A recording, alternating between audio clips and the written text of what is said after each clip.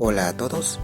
Este viernes 2 de mayo a las 7:30 de la noche se va a llevar a cabo el partido entre Alianza Lima y Cienciano, correspondiente a la fecha 11 del torneo Apertura de la Liga 1 de Puesto 2025. El escenario es en el Estadio Alejandro Villanueva, ubicado en el distrito limeño de La Victoria.